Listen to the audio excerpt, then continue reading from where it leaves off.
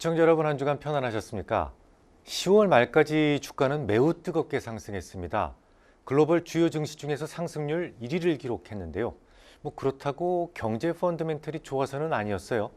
물론 3분기 한국의 성장률은 전기 대비 1.2% 상승을 기록하면서 시장 예상치였던 0.9%를 크게 상회했습니다. 이는 3분기에 지급됐던 소비 쿠폰이 원인이었어요. 대략 GDP 규모의 0.5% 정도 되는 13조 9천억 원이나 시장에 뿌려졌으니까 일단 GDP 중에서 가장 중요한 소비를 자극했을 겁니다. 하지만 일회성 요인으로 인해서 주가가 장기적으로 상승하는 경우는 거의 없는 일이죠. 우리나라의 성장에 대한 기대치가 높아서 주가가 상승했다라고 볼 수는 없겠습니다. 재미있는 건요, 올해 우리네 증시의 이익 수정 비율이 마이너스라는 점입니다. 이는 올해 실적을 하향 조정하는 애널리스트의 비율이 높다는 것을 의미하는데요. 게다가 내년 이익 수정 비율도 볼품이 없어요. 그저 본전 정도 수준입니다. 그럼에도 불구하고 주가는 맹렬한 속도로 올라서 10월 말 기준으로 4,100포인트를 넘어섰다는 것은 이 몇 개의 초대형 종목에서 실적 상향이 집중됐고 그 몇 개 종목에 의해서 주가가 끌어올려졌다라는 것을 의미합니다. 실제로 10월 마지막 주 기준으로 본다면 상승 종목 수보다 하락 종목 수가 월등하게 많은 상황에서 한 주간 내내 강세를 보였었잖아요. 결국 우리네 증시의 상승은 반도체가 주도했다는 그런 결론을 내릴 수가 있겠습니다. 올해 코스피가 68% 상승하는 동안 코스닥 지수는 코스피의 절반에도 채 미치지 못할 정도의 상승률을 기록했다는 것만 봐도 지금까지 지수 상승을 과연 누가 이끌었는지를 알 수가 있습니다. 대형 반도체 종목의 12개월 선행 EPS는 9월 이후에만 무려 41%나 상향 조정됐는데요.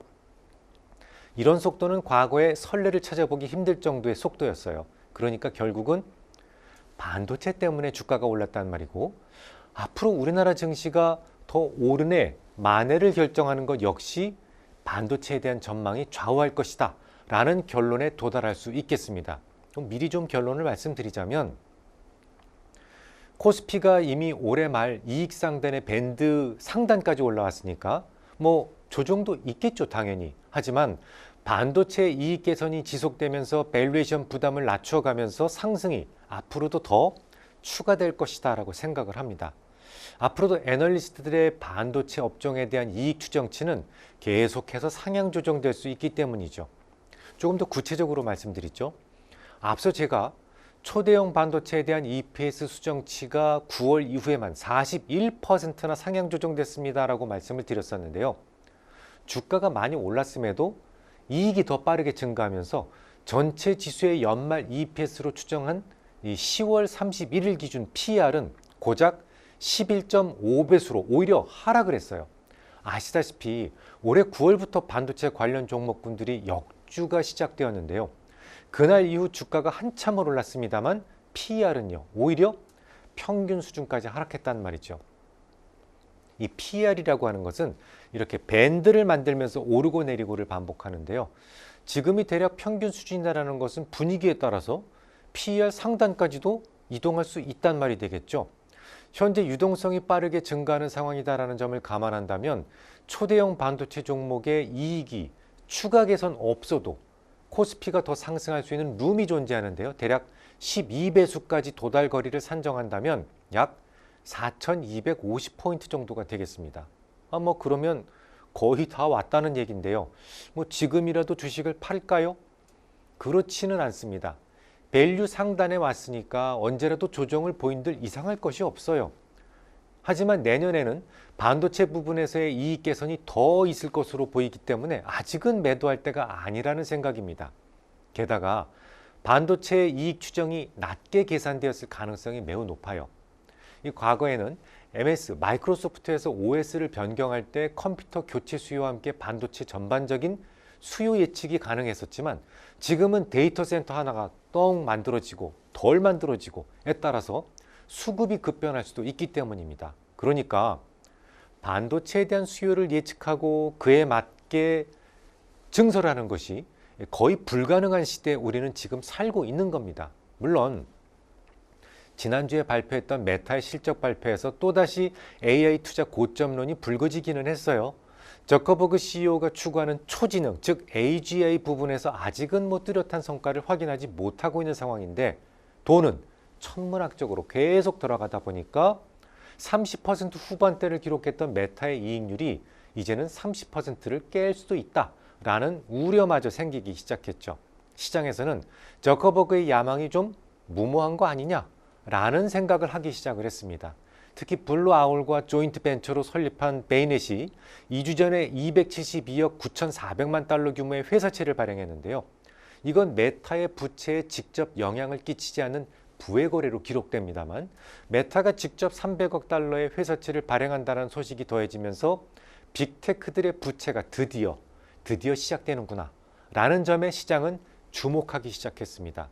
그동안 빅테크 어땠어요? 투자처를 찾지 못해서 계속 쌓아만 두었던 현금을 처리하기 위해서 자사주 매입에만 열을 올리던 빅테크들 아니었습니까? 그런데 과도한 투자로 인해서 그 돈 다 쓰고 외부 차입을 처음으로 하기 시작했다는 거죠. 이제 금리 인상 시기가 도래할 경우 주가는 빠르게 붕괴될 수도 있다는 걱정거리가 생긴 거예요. 하지만 말입니다. 이런 걱정들 때문에 데이터 센터의 신축 가능성이 보수적으로 추정되었을 가능성이 매우 높습니다. 현실은 우리가 생각하는 것 이상의 투자가 집행되고 있거든요. 앞서 말씀드렸듯이 데이터 센터가 하나 더 건설되는 것은 엄청난 수량의 반도체가 추가로 투입된다는 점을 의미합니다. 예를 들어서 샘 울트먼 오픈 AI CEO가 스타게이트 플랜에 투입될 반도체 요구량은 이 세상 반도체 기업들 풀캐파의 2배나 됩니다. 반도체 기업들이 울트먼의 요구를 수용하기 위해서는 대규모 증설이 필요한 수준인데요. 그렇다고 그의 말만 떡 믿고 증설을 뚝딱 할 수도 없는 입장이에요. 자칫 공급 과잉으로 인해서 반도체 가격이 폭락할 수도 있으니까요. 그러니까 지금 팩트는 뭐냐면 공급은 엄청 딸리는 상황은 맞아요. 그런데 증산을 막상 하기도 곤란하고 또 증산을 결정한다고 하더라도 한 2년 정도 시간이 필요하기 때문에 반도체 가격은 계속해서 오르고 반도체 기업들의 이익 개선 역시 지속적으로 경신되고 있다라는 상황인 것이죠. 자, 그러면 이쯤에서 주가가 언제쯤 꺾이는지 그 꺾이는 메커니즘부터 공부해 보도록 하겠습니다. 먼저 기억해 두실 것은 2가지입니다. 우선 주가가 가파르게 상승할 때일수록 큰 폭의 조정도 함께 수반된다라는 점이에요. 하지만 주가가 진짜 꼭지에 도달하기 위해서는 잘 들으셔야 돼요. 언제나 과잉 투자와 레버리지가 포착된다라는 점을 기억하세요. 자, 그러면 과거 인터넷 붐 때의 기억을 되살려 보죠. 우선 붐 국면 초기에는 기업들의 이익이 점진적으로 증가하게 되고 주가 역시 완만하게 상승을 합니다. 그런데 붐 국면 중반에 이르게 되면 기업들이 수익을 극대화하기 위해서 레버리지를 동원해서 투자를 강화하게 돼요. 이때 P, 가격과 Q, 생산량이 함께 증가하는 급증하는 기업들의 주가는 더욱 맹렬한 속도로 상승을 하게 됩니다. 붐 국면 중반입니다. 그러다가 이제 붐 국면 말기가 되면 기업들의 신규 설비 투자가 거의 완료가 돼요.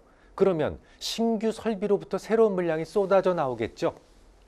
이때도 기업의 이익은 여전히 사상 최대치를 찍습니다. 하지만 주가는요, 더 이상 오르지 못하고 오르락 내리락만 반복하게 되죠.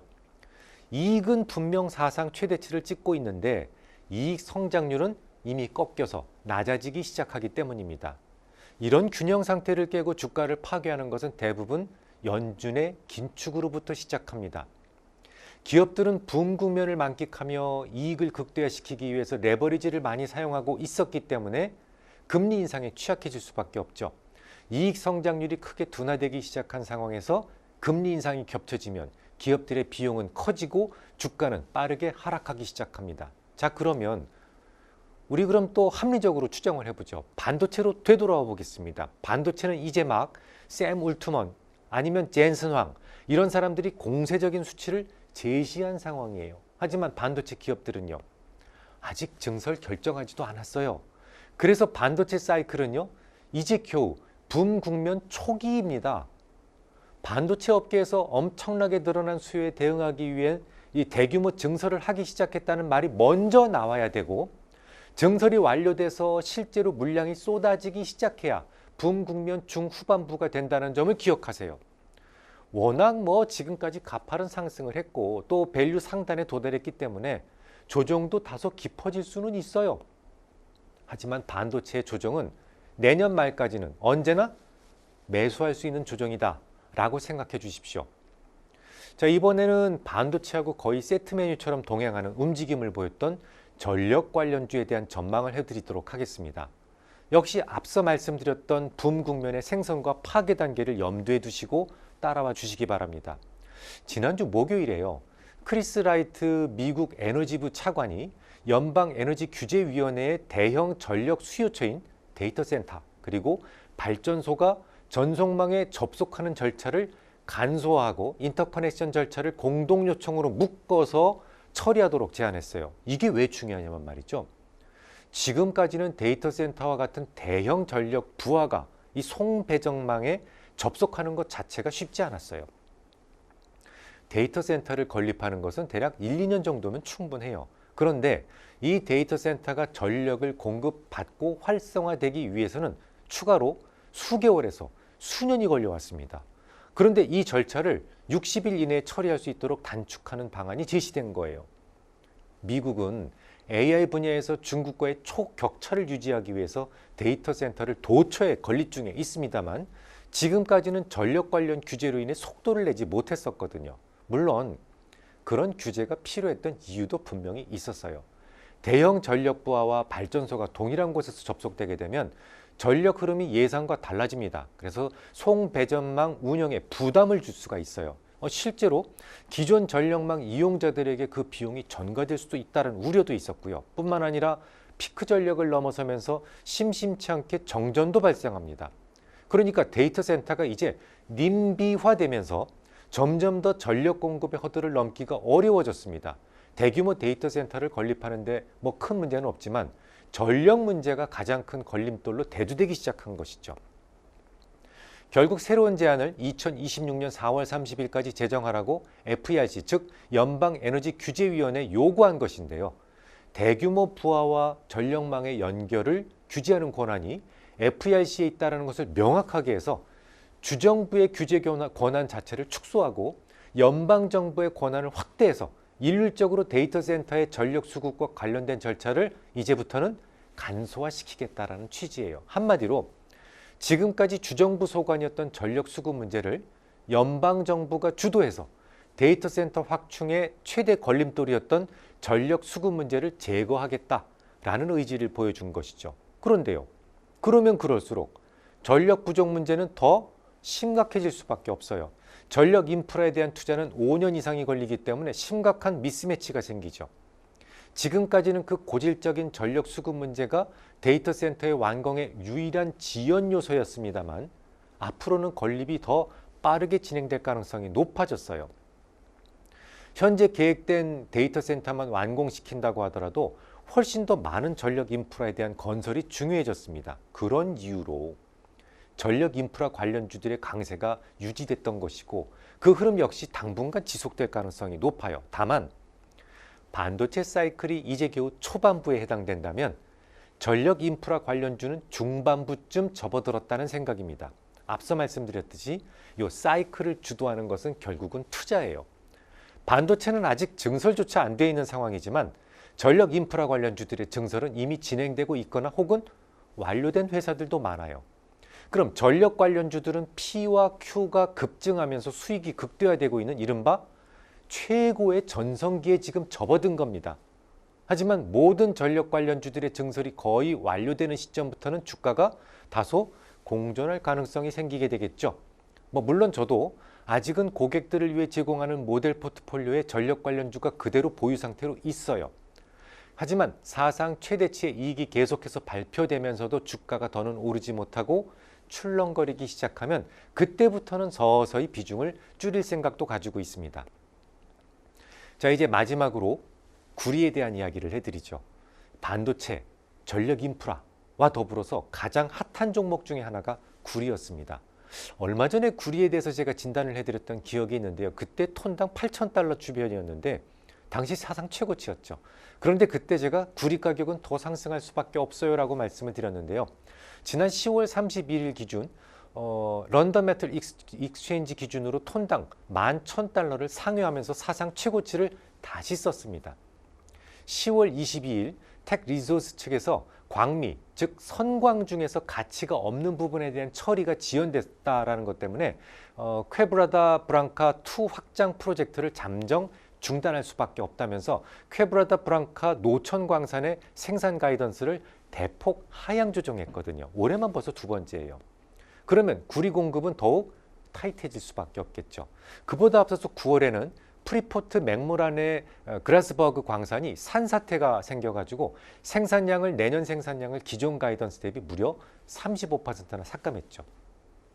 또 지난 5월에는 카모아 카콜라 광산이 혼수 사태가 발생을 해가지고 확장하겠다라는 계획을 연기를 했습니다. 그러니까 지난 5월부터 10월까지만 세계 주요 광산들의 생산량 가이던스 축소만 무려 전 세계 정광 공급의 7% 수준이 됐으니까 구리 가격이 상승하지 않을 수가 없었던 겁니다.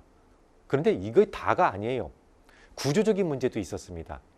채굴량은 연일 사상 최고치를 경신 중에 있었지만 광산이 노후화하는 바람에 캐봐야 구리 함량이 작아. 그러니까 생산량은 정작 늘지 못하는 상황이었어요. 그러면 신규 광산을 개발을 해야 되는데 물론 했어요. 2017년부터 확대하기 시작했지만 채굴까지는 보통 10년 이상 걸립니다. 그런 점을 감안할 때 앞으로도 3년 이상은 신규 공급을 기대하기가 어려워요. 반면에 수요는 어땠어요? 이건 뭐 폭발적입니다. 일단 빠른 속도로 확장 중인 데이터 센터에 엄청난 수준의 구리가 들어갑니다. 또한 그 데이터 센터에 들어가는 막대한 전기를 공급하기 위한 초고압 송배전 설비에도 엄청난 수준의 구리가 투입되고 있죠.